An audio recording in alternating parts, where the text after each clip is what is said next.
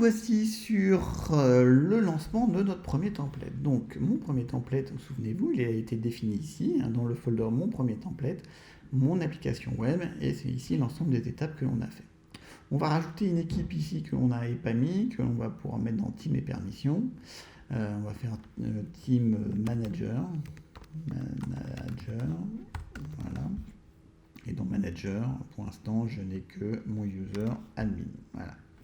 Donc je sauve, et du coup je peux aller ici dans mon template et dire que par exemple ici ça va être un travail pour les managers, voilà, et puis le go no go également pour les managers. Donc ici on voit qu'on a notre premier template. L'idée maintenant c'est de valider ce template là en instanciant ce template là pour en définir une release. Donc je vais instancier ma release, voilà, donc je vais dire que c'est run 1 de l'application, je sais pas quoi, mon portail, qui est, donc on voit que on a défini des variables et XL Release nous demande tout de suite de renseigner ces variables lors du démarrage de ma release. Donc je crée ma release, on voit que je suis en stade planifié et que maintenant je peux démarrer ma release.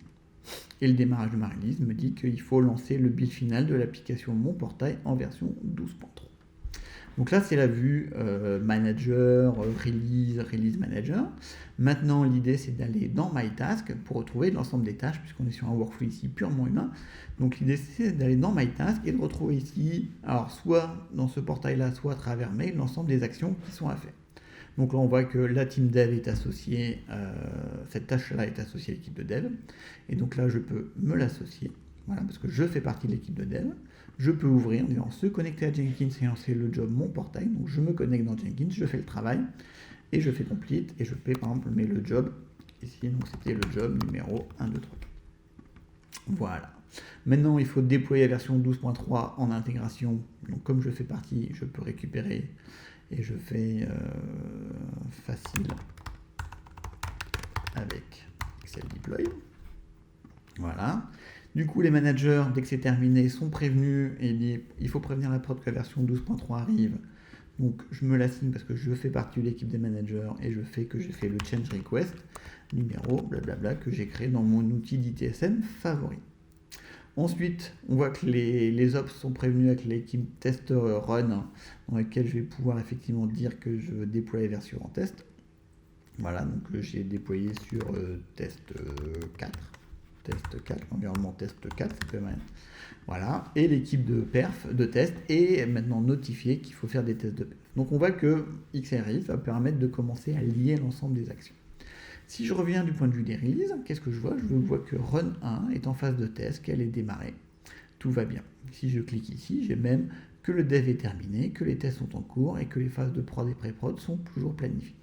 Jusqu'ici, tout va bien. On va continuer l'histoire et on va faire les tests de perf. Les tests de perf, qu'est-ce qu'ils vont nous dire? Ils vont nous dire ah, fail, ça marche pas. Ça peut arriver. Donc on voit que je suis en failed. Si je retourne dans release, je vois que l'état de ma release est maintenant en état failed.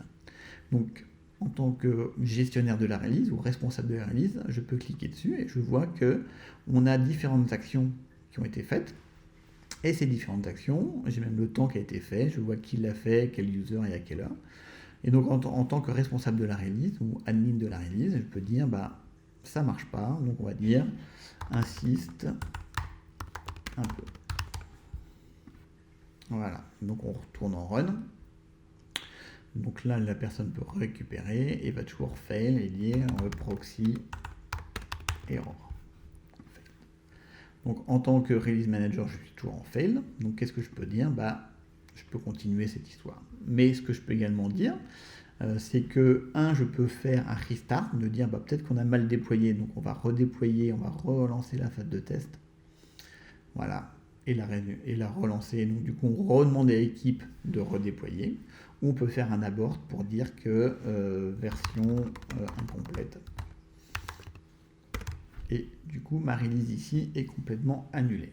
Ce que l'on voit, c'est que même à partir d'un modèle purement manuel, j'ai commencé à dérouler mon processus de release et d'avoir le qui fait quoi quand comment, d'avoir les différentes interactions et le temps qui passe. Donc on est déjà à un premier niveau dans mon processus de release. Dans une prochaine session, nous verrons comment on peut automatiser l'ensemble de ces tâches-là pour faire du delivery plus automatique et ainsi diminuer le temps de read.